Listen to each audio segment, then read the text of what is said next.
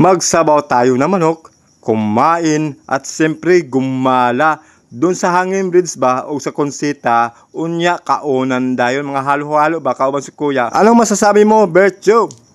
Woo! Umagang umaga nga guys, may nagkakatok po magpapakarwas dahil nga ay wala pa itong mga kabataan na to at siyempre sayang naman kung hindi ko ito bibiradahan.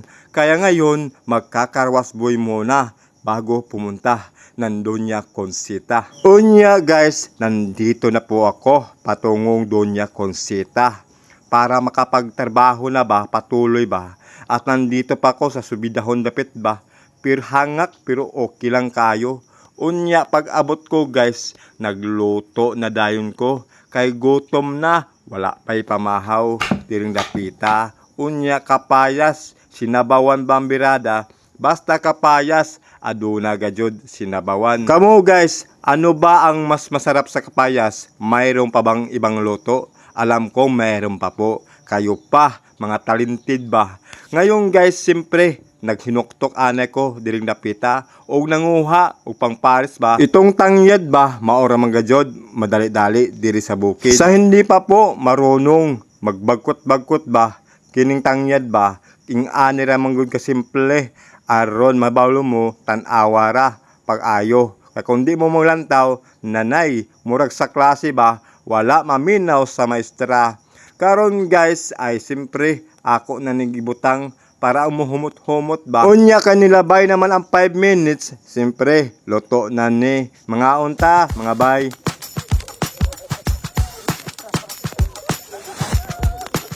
Pagkatapos kumain guys, nangunguha ako ng butong. Unsa may imong ikasulti sa malami na butong. Pagkanamit bay. Pagkatapos kong kumain guys, ay nandito po ako papunta ng Doña Consita.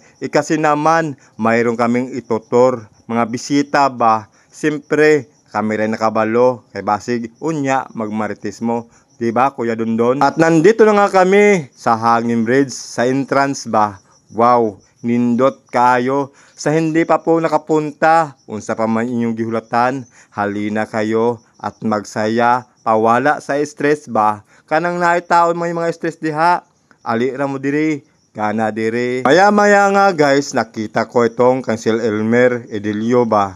Mga pananim na kahoy, nilagyan ng mga pangalan. Kung sino daw ang nagtanim, sila daw yung ilalagay, yung pangalan nila mismo. At siyempre guys, patungo na ko sa Hangin Bridge, kung saan napakaganda po ng daanan. Noon po ay hindi pa ganito, pero ngayon mas pinaganda po. Para yung tao na nakapunta noon dito ay sigurado maninibago, mapapawaw ba? At siyempre guys, may hotline number tayo kung magkaunsa-unsa. Kining amo mga bisita diri guys, na-enjoy sila pag-ayo kay first time daw nila. Grabe daw kahadlok, pero gikaya nila kay sayang daw ang panahon. Pag-ari nila.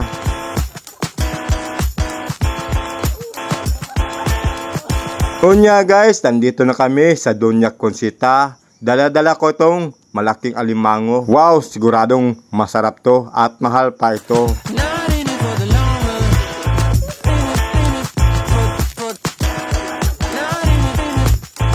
Sa hindi pa po nakapunta dito guys, tara, alina kayo. Masarap dito at masaya.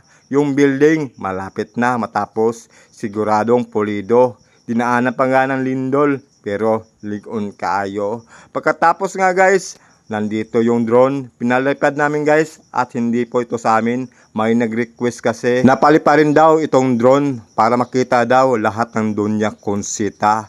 At may mga plano kasing idagdag dito para mas maganda, mas masaya. Yung taong pumunta dito, talagang mapapa-amiss talaga. Konting panahon na lang guys, may maidagdag na naman po dito. Para po yung iba ay maso-surprise po. Kahit nakapunta na sila dito, may maiiba na naman sa kanilang tanawin. At hindi lang yan guys, siguradong safety po kayo dito. Dahil ang mga tao dito, puro mga bababait at maghalang pa. At hindi lang po, mga gwapo pa. katulad ko. Hoy nanay, naapil man ka diha. Ang gwapo dire si Kuya Dondon ra. Mukhaon na ta guys, kay gutom na. Sige raman pagwapo. Kung sao man ang gwapo kung walay sulod ang tiyan, unya mabidyaan ra gihapon. Hahay, mangaon na ta guys, kaning halo-halo. Lami ni kaayo. Salamat tod guys sa inyong walang sawang panonood. Hanggang sa muli po.